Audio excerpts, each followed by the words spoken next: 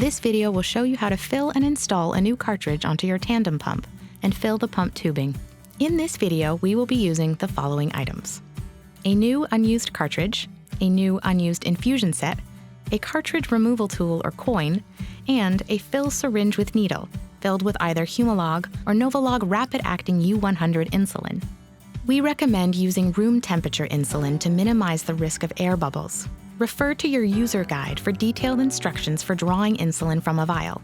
How much insulin you put in will be determined in conjunction with your healthcare team, but a good rule is to fill at least 120 units, but no more than 300 units for our T-Slim pumps, and between 145 and 480 units for the T-Flex pump. Be aware that overfilling can damage your cartridge.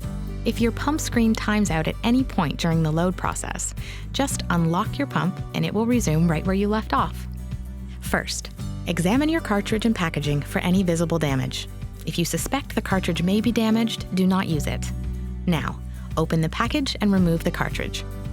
Next, holding your cartridge upright, insert the needle into the white fill port on the top of the cartridge. It should stop about halfway, but occasionally will go all the way in. Either way is fine, but do not try to force it once you feel some resistance. Keeping your cartridge and syringe both vertical, slowly pull up on the plunger until it is fully retracted in order to remove any residual air in the cartridge. You'll probably see some bubbles during this step. With the needle still in the cartridge, gently release the plunger. Air pressure will pull it back to a neutral position, but will not push any air back into the cartridge. Now you can remove the needle from the fill port. This step removes any air that may have been trapped in the cartridge bag. Turn the syringe upside down and pull back some on the plunger.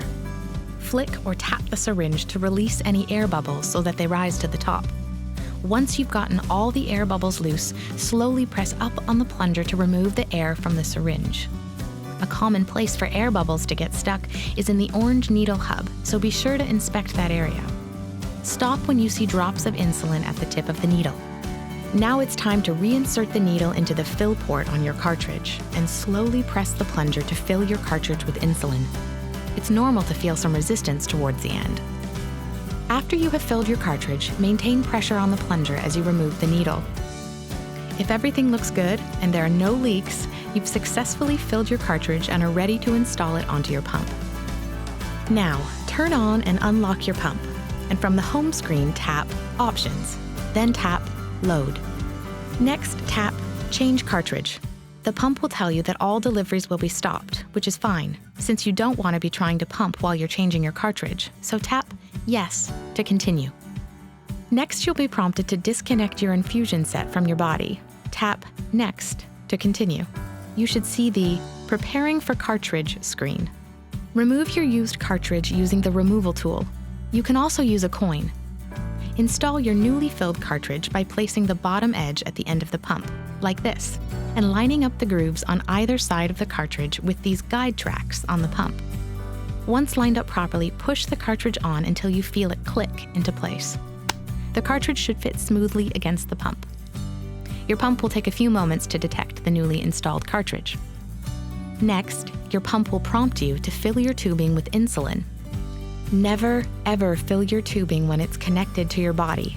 This could result in the unintended delivery of insulin. Always disconnect your infusion set from your body before you begin a load sequence. Your pump will remind you of this each time you tap Load. Before you can fill your tubing, you need to connect your tubing to the cartridge. Your infusion set may look different, but the tubing fill process is the same. Insert this end into the tubing lock connector on your cartridge and twist clockwise. Make sure it's nice and tight.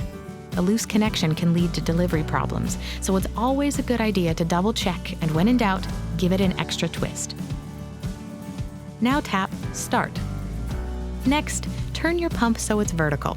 This allows any residual air left in your cartridge to be pumped out first. Your pump will beep periodically to let you know that it is filling the tubing. As the tubing fills, you may notice some small air bubbles in the first few inches of insulin. Very tiny ones aren't a concern, but anything larger should be pumped out. Even though air bubbles themselves will not harm you, there could be a risk of high blood sugar if air is infused in place of insulin. Once you notice 3 drops come out of the end of the tubing and you're satisfied that there are no large air bubbles left, tap Stop. Your pump will ask you to confirm that you saw drops at the end of the tubing. If you saw drops, tap Done. If you stopped the fill process before you saw drops, tap Fill to continue. You have now successfully filled your tubing. Refer to the instructions for your specific infusion set to insert and fill your cannula, then resume insulin delivery.